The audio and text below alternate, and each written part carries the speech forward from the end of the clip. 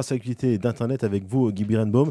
Et vous nous parlez des jumelles, deux jumelles restées séparées pas loin de 30 ans, qui sont retrouvées grâce à Facebook. Oui, les réseaux sociaux, notamment Facebook, permettent parfois ce genre de retrouvailles miracles. Alors ces sœurs jumelles sont indonésiennes et pourtant elles habitaient à 60 km de distance l'une de l'autre en Suède. Oui, c'est Atlantico qui reprend le site suédois en anglais thelocal.se et qui raconte cette histoire qui commence avec un message reçu sur Facebook par Lynn Backlund, une Indonésienne de 28 ans vivant en Suède. Le message vient d'Emily Falk. Emily prétend être sa sœur jumelle. Lynn n'y croit pas, on se méfie souvent à juste titre de ce qu'on reçoit via le web. Finalement, sa curiosité prend le dessus, elle en parle à sa mère adoptive. Surprise, elle découvre qu'au moment de son adoption en Indonésie, alors qu'elle avait 8 mois, ses parents adoptifs ont su par un chauffeur de taxi qu'elle avait peut-être bien une sœur jumelle qui avait été adoptée 4 semaines plus tôt dans le même orphelinat de Jakarta et aussi par une famille suédoise. C'est fou ça. À l'époque, les deux familles vont se rencontrer, mais les papiers officiels d'adoption n'établissaient pas de lien officiel entre les deux fillettes, qui en plus ne se ressemblent pas.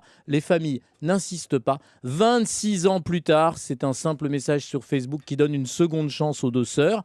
Un test ADN confirme le web miracle.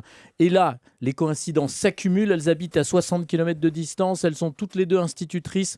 Elles parlent le même dialecte suédois, le skanska. Elles se sont mariées à 1 an d'écart jour pour jour et ont choisi la même chanson Guimauve. J'ai écouté pour le jour de leur mariage. Ça s'appelle You and Me du groupe Lifehouse. Ça fait beaucoup. Elles ont décidé de retrouver leur famille biologique en Indonésie. Il y a 9,5 millions d'habitants dans la capitale de l'Indonésie. Pas sûr que Facebook suffise. Étonnante histoire racontée ce matin par Guy Birenbaum qu'on retrouve ce soir à 20h sur Europe 1 pour des clics et des claques.